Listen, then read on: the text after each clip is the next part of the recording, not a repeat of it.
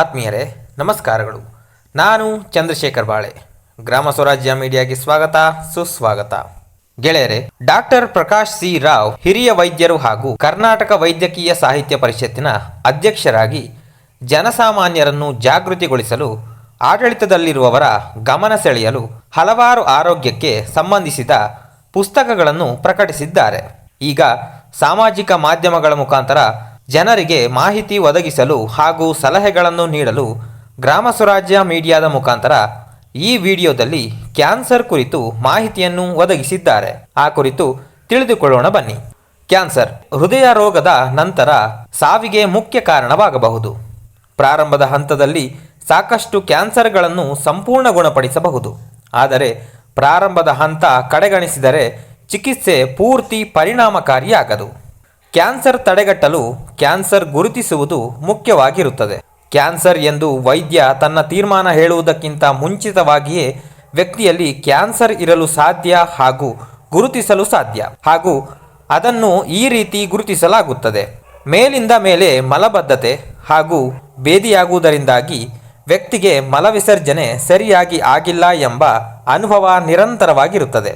ಈ ತೊಂದರೆ 2 ವಾರಕ್ಕಿಂತ ಹೆಚ್ಚು ಸಮಯ ಇದ್ದಲ್ಲಿ ಆ ವ್ಯಕ್ತಿಯು ಸಂಪೂರ್ಣ ಪರೀಕ್ಷೆಗೆ ಒಳಗಾಗಬೇಕು. ವ್ಯಕ್ತಿಗೆ ನಿರಂತರವಾಗಿ ಜೀರ್ಣಾಂಗ ವ್ಯವಸ್ಥೆಯ ತೊಂದರೆ ಕೇವಲ ಆಹಾರದಲ್ಲಿಯ ಬದಲಾವಣೆಯಿಂದ ಆಗಿರಲಾರದು.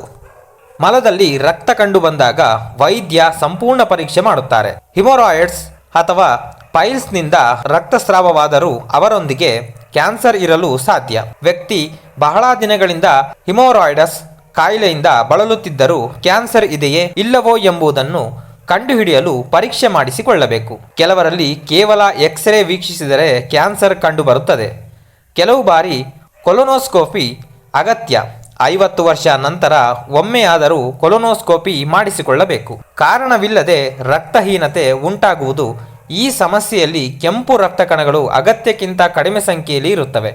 ರಕ್ತಹೀನತೆಯನ್ನು ವಿವರವಾಗಿ ಪರೀಕ್ಷೆ ಮಾಡಿಸಿಕೊಳ್ಳಬೇಕು. ರಕ್ತಸ್ರಾವದಿಂದ ಐರನ್ ಕೊರತೆಯ ಅನೀಮಿಯಾ ಕಂಡುಬರುತ್ತದೆ. ಅನೇಕ ತರಹದ ಕ್ಯಾನ್ಸರ್ಗಳಲ್ಲಿ ರಕ್ತಹೀನತೆ ಕಂಡುಬರುತ್ತದೆ. ಜೀರ್ಣ ವ್ಯವಸ್ಥೆಯ ಕ್ಯಾನ್ಸರ್ನಲ್ಲಿ ರಕ್ತಹೀನತೆ ಸಾಮಾನ್ಯವಾಗಿ ಸ್ತನದ ಗಡ್ಡೆಗಳು ಕ್ಯಾನ್ಸರ್ ಗಡ್ಡೆಗಳಲ್ಲ. ಉದಾಹರಣೆಗೆ ಫೆಬ್ರೋ ಎಡಿನೋಮಾ ನೀರುಗುಳ್ಳೆ ಆದರೂ ಎಲ್ಲ ಸ್ತನದ ಗಡ್ಡೆಗಳನ್ನು ಪರೀಕ್ಷೆ ಮಾಡಿ ನೋಡಬೇಕಾಗುತ್ತದೆ. ಸ್ತನದ ಗೆಡ್ಡೆ ಪರೀಕ್ಷೆ ಮಾಡಲು ಮ್ಯಾಮೋಗ್ರಾಮ್ನಿಂದ ಕ್ಯಾನ್ಸರ್ ಗೊತ್ತಾಗದಿದ್ದರೆ ಕ್ಯಾನ್ಸರ್ ಇಲ್ಲ ಎಂದಲ್ಲ. ಆಗ MRI ಅಥವಾ ಎದೆಯ ಅಲ್ಟ್ರಾಸೌಂಡ್ ಮಾಡಿಸಬೇಕಾಗುತ್ತದೆ.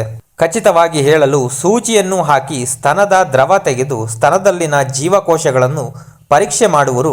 ಸ್ತನದ ಸ್ರವಿಕೆ ಇದ್ದಾಗ ಕ್ಯಾನ್ಸರ್ ಇರಲು ಸಾಧ್ಯ. ಅದನ್ನು ಪರೀಕ್ಷೆ ಮಾಡಿ ಕ್ಯಾನ್ಸರ್ ಇಲ್ಲವೇ ಎಂದು ತಿಳಿದುಕೊಳ್ಳಬೇಕು. ಮಹಿಳೆಗೆ ಪ್ರತಿ ತಿಂಗಳು ಸ್ತನದ ಪರೀಕ್ಷೆ ಮಾಡಿಕೊಳ್ಳಲು ಹೇಳಬೇಕು. ಅಂತಹ ಸಂದರ್ಭದಲ್ಲಿ ವೃಷಣದಲ್ಲಿ ನೋವಿಲ್ಲದ ಗಡ್ಡೆ ಇದ್ದರೆ ಅದು ಕ್ಯಾನ್ಸರ್ ಇರಬಹುದು. ಆದರೆ ಅದಕ್ಕೆ ಇತರೆ ಕಾರಣಗಳಿರಬಹುದು.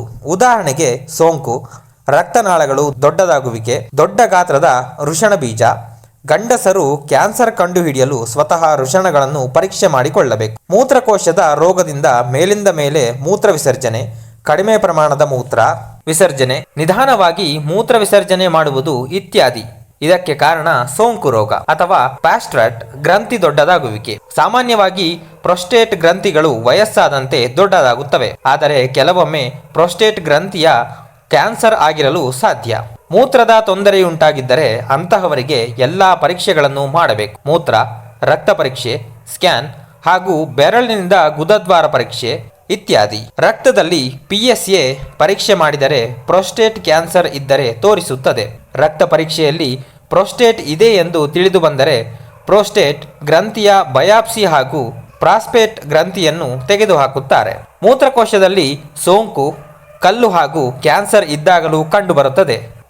ಮೂತ್ರದಲ್ಲಿ ರಕ್ತ ಕಂಡುಬಂದರೆ ಪರೀಕ್ಷೆ ಮಾಡಬೇಕು. ಸೋಂಕಿನಿಂದ ಅಲ್ಲದ ಧ್ವನಿ ಬದಲಾವಣೆ, ವಾರಗಳಿಂದ ಮುಂದುವರೆಯುವ ಧ್ವನಿ ಬದಲಾವಣೆಯನ್ನು ಕ್ಯಾನ್ಸರ್ ಇರಬಹುದೇ ಎಂದು ಪರೀಕ್ಷೆ ಮಾಡಬೇಕು. ಕತ್ತಿನಲ್ಲಿ ಊತ ಬಂದ ಗ್ರಂಥಿ ಸಾಮಾನ್ಯ.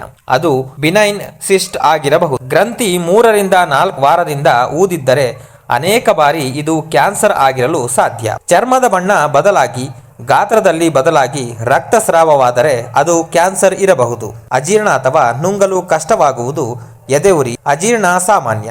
ಆರೋಗ್ಯ ಸಮಸ್ಯೆ ಇದು ಅನ್ನನಾಳ ಅಥವಾ ಹೊಟ್ಟೆಯಲ್ಲಿಯ ಹುಣ್ಣಿನಿಂದ ಆಗಿರಬಹುದು. ಇದು 3-4 ವಾರದಿಂದಿದ್ದು ಚಿಕಿತ್ಸೆ ಫಲಕಾರಿಯಾಗಲಿಲ್ಲದಿದ್ದರೆ ಎಂಡೋಸ್ಕೋಪಿ ಮಾಡಿಸಿಕೊಂಡರೆ ಕ್ಯಾನ್ಸರ್ ಪತ್ತೆ ಹಚ್ಚಬಹುದು. ವೃದ್ಧರಲ್ಲಿ ನುಂಗಲು ಕಷ್ಟವಾಗುವುದು ಕ್ಯಾನ್ಸರ್ ಸಮಸ್ಯೆ ಆಗಿರಬಹುದು. ಯೋನಿಯಿಂದ ರಕ್ತಸ್ರಾವ ಸಹಜ, ಆದರೆ ಲೈಂಗಿಕ ಕ್ರಿಯೆ ನಂತರ ರಕ್ತಸ್ರಾವ, ಮುಟ್ಟುಗಳ ನಡುವೆ ಯೋನಿಯಿಂದ ರಕ್ತಸ್ರಾವವಾದರೆ ಅದು ಕ್ಯಾನ್ಸರ್ ಆಗಿರಲು ಸಾಧ್ಯ. ಮುಟ್ಟಿನಿಂದ ನಂತರ ಯೋನಿಯಿಂದಾದ ರಕ್ತಸ್ರಾವವು ಕ್ಯಾನ್ಸರ್ ಸೂಚಿಸುತ್ತದೆ.